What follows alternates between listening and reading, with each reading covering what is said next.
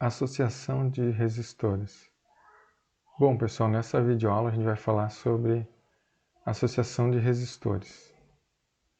Bom, aqui a gente tem um circuito, né? Então, de dois resistores, duas lâmpadas, né? Incandescentes, ligadas em série.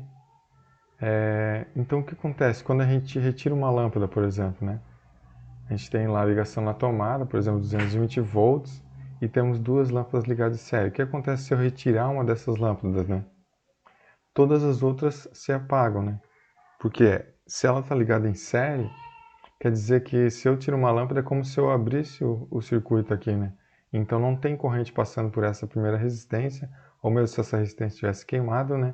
A outra lâmpada, mesmo estando, vamos dizer, boa assim, né? Com a resistência perfeita aqui, mas ela vai parar de funcionar porque o circuito vai estar aberto nesse lugar. Eu teria que fechar o circuito aqui, né? Para ela voltar a funcionar.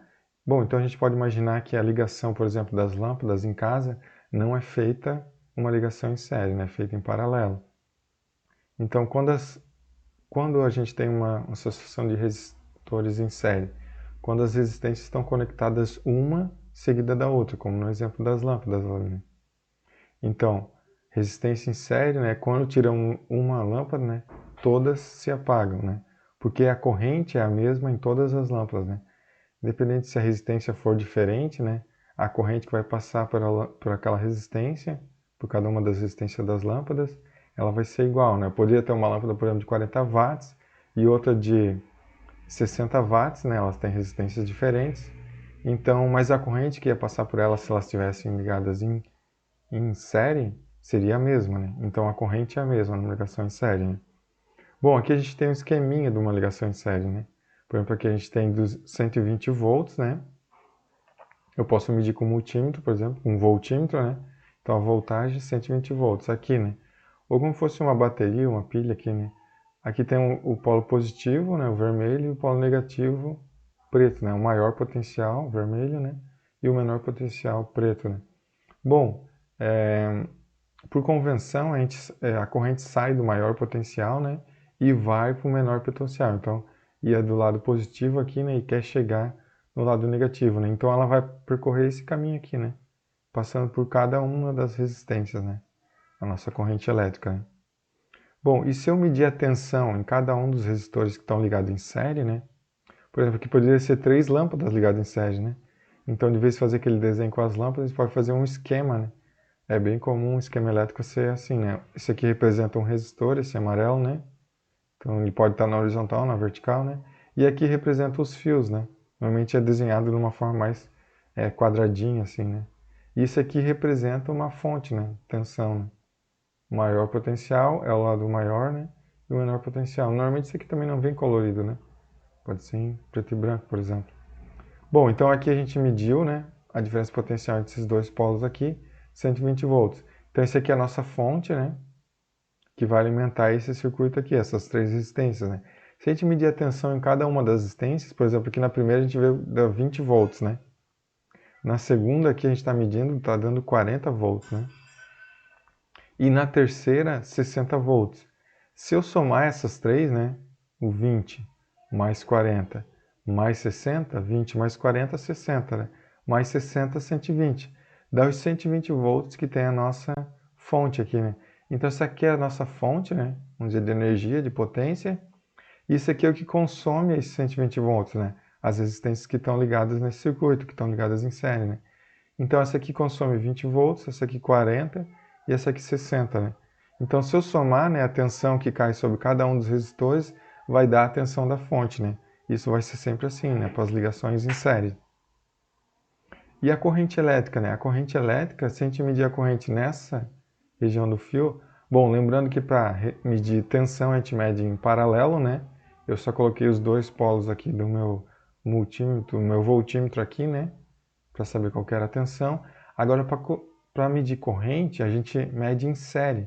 Então, a gente tem que abrir o circuito, ligar o amperímetro, né, o multímetro, no circuito, de forma que a corrente passe por dentro do meu instrumento de medida, né, do meu amperímetro, do meu multímetro. Então, a corrente que passa aqui, né, que passava aqui nesse fio, agora vai estar passando por aqui, né? esse instrumento não modifica em nada a corrente, né? A resistência dele é muito baixa, de forma que a corrente seja a corrente que realmente estava passando ali pelo fio, agora está passando por dentro do multímetro, né? A corrente é um fluxo de elétrons, né? A gente poderia pensar num fluxo de água, por exemplo, né? Se a água sai do maior potencial aqui, né? E quer chegar aqui, né? Ela tem que percorrer todo esse caminho aqui, né? Então, a corrente, o fluxo de elétrons que passa por aqui, né? É 2 amperes, né? A quantidade de carga em função do tempo é 2 amperes. Aqui nessa região. Bom, então eu podia botar o meu amperímetro aqui, por exemplo, né? Qual que a corrente passa aqui? Veja que é o mesmo 2 amperes que passou aqui, né? Porque ele só tem um caminho, né? Se ele sai daqui, desse potencial maior, e quer chegar nesse outro lado aqui, do potencial menor, ele tem que percorrer esse caminho aqui. Ele só tem um caminho para percorrer, né? Então, os 2 amperes que passou por aqui, passam por aqui também, e passam por aqui, né? Não está no desenhado, mas por aqui também. Só tem um caminho, né? Então, a corrente é uma só nesse circuito, né? Que seria o 2 amperes, né? Então, circuito em série, né? Ligação de resistência em séries. A corrente é a mesma e a tensão se divide entre as resistências. A corrente é a mesma porque só tem um caminho, né? O fluxo de elétrons tem que passar por esse caminho aqui, né? E percorrer todas as resistências. E a tensão é diferente, né? A tensão se divide. Então a corrente é a mesma e a tensão se divide por um circuito em série, né? Então, resistência equivalente, né? A única resistência, o que é esse conceito de resistência equivalente? É uma única resistência que, se colocada no lugar das outras e submetida à mesma tensão, ela permitirá a passagem do mesmo valor de corrente, ou seja, o mesmo valor de corrente que passa pelo circuito. Por exemplo, no nosso circuito que a gente viu, né, tinha 3 resistências, né, em série, né? Como que eu sei que essas resistências estão em série, né? Estão ligadas a uma, né, em série da outra aqui, né? E a tensão no meu circuito é esse aqui, 120 volts, né? E a corrente 2 amperes. Então, a resistência equivalente, esse circuito que está desenhado na direita aqui, né? É equivalente a esse circuito na esquerda, né? Então, aqui estaria o meu 120 volts e aqui tinha uma resistência equivalente. Como as 3 resistências estão em série, uma ligada na sequência da outra, essa resistência equivalente aqui vai ser a soma das 3 resistências, né? Soma R1 mais R2 mais R3. Lembrando que o valor dessas resistências aqui vão estar em ohms, né? Ou quilo-ohms, né?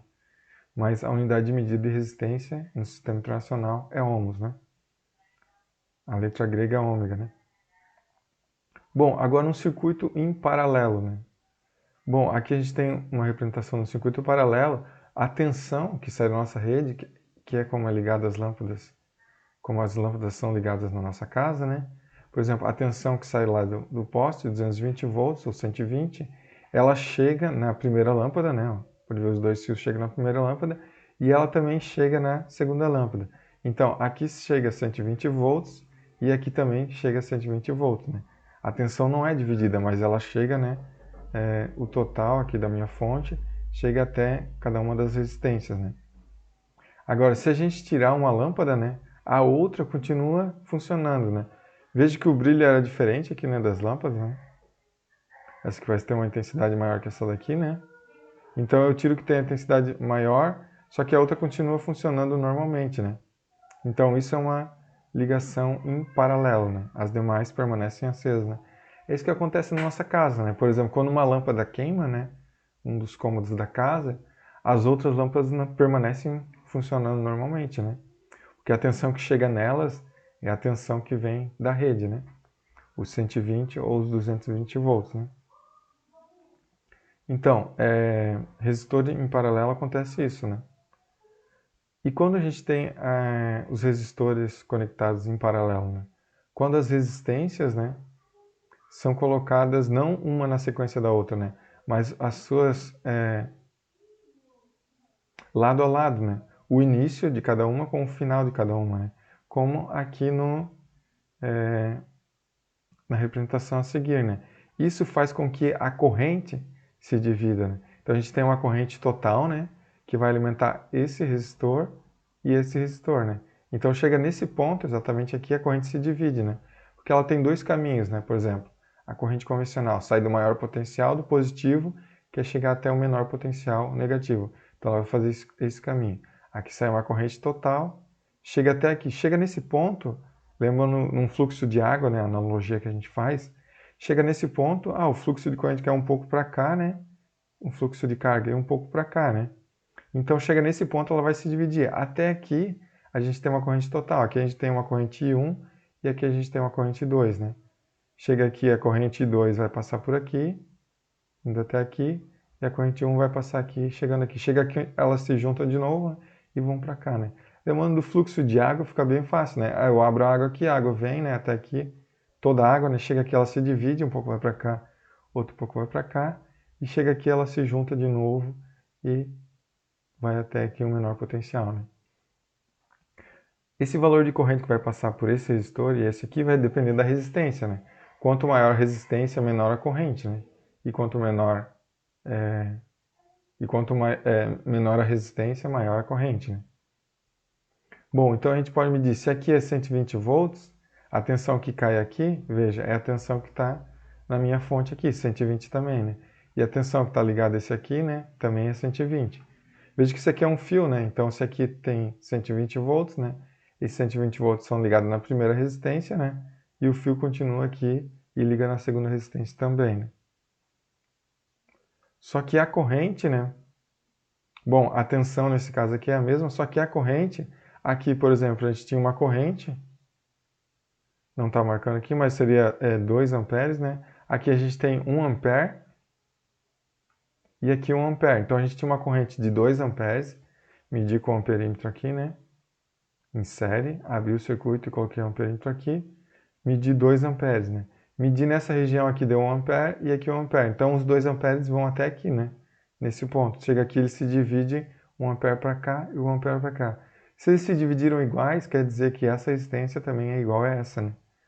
E aqui eles se juntam, né? Nessa região aqui tem 1 ampere, nessa região aqui tem 1 ampere também. Nesse ponto, exatamente aqui eles se juntam, e a partir daqui eu vou ter uma corrente de 2 amperes, né? Que chega até aqui. Então, a tensão é a mesma num circuito em paralelo. A tensão é a mesma, só que a corrente se divide entre as resistências, né?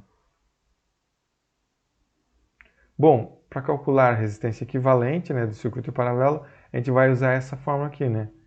Resistência em série, a soma das resistências. Resistência em paralelo, a soma do inverso das resistências, né? 1 sobre a resistência equivalente é 1 sobre R1 mais 1 sobre R2.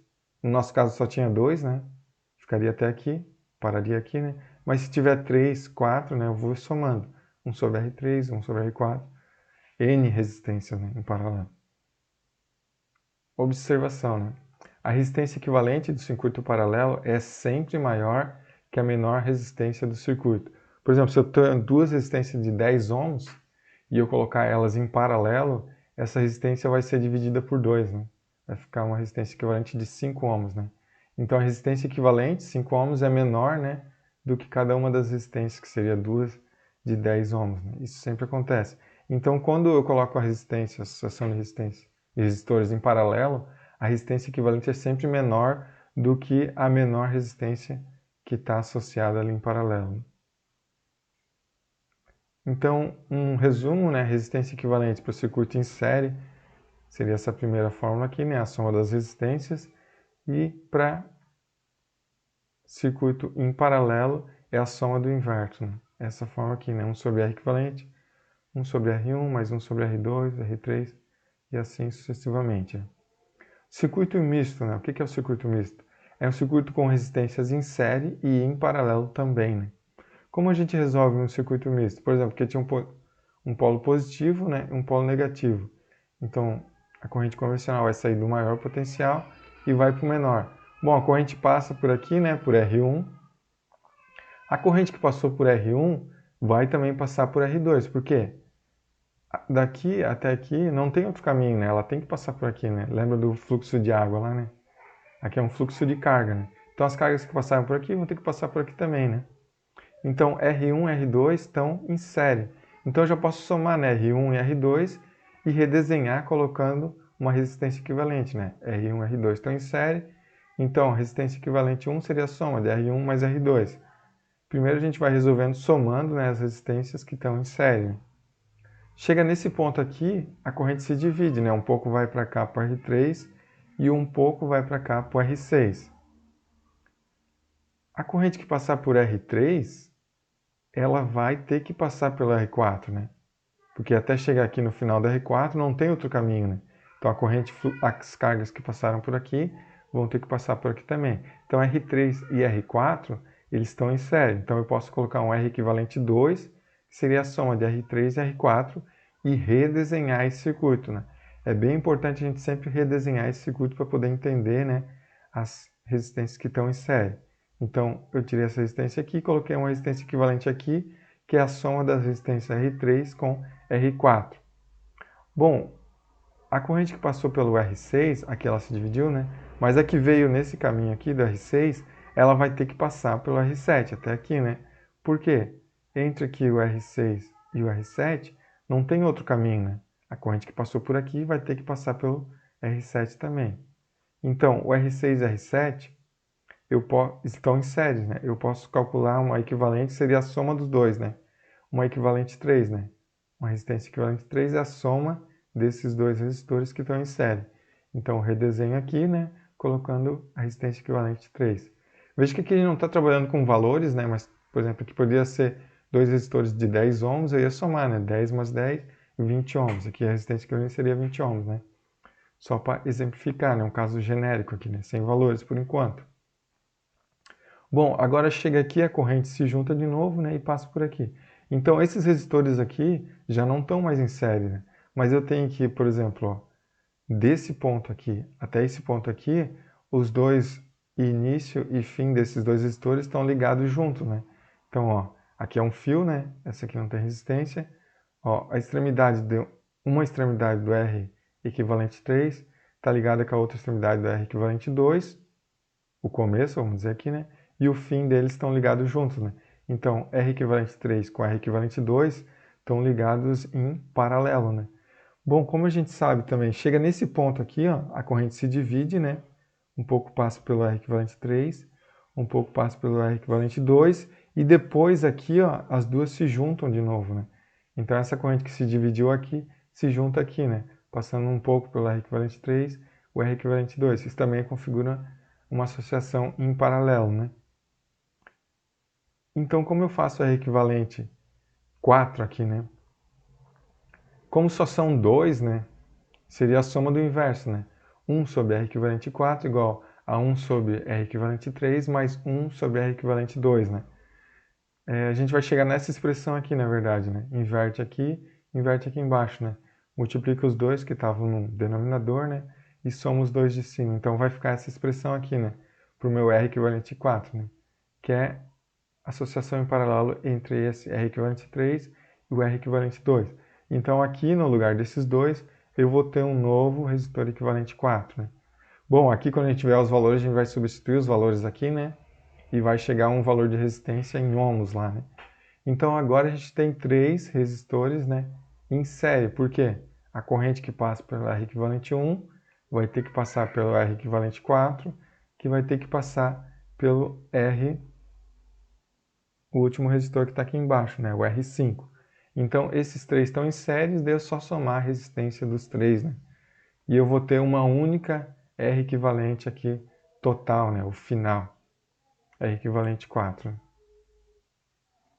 Seria R equivalente 5 aqui já, né? Essa última. Ou R equivalente total, né? Então, todas aquelas resistências que estavam ligadas aqui, série, paralelo, né? Circuito misto, eu posso substituir elas por uma única equivalente total aqui, né? Final. Tendo essa R equivalente total, se eu usar a lei de Ohm, né? V igual a RI, eu tenho o valor da corrente total também que circula no nosso circuito aqui, né? Bom, então essa é a nossa videoaula sobre associação de resistores em série e paralelo ou circuitos mistos, né?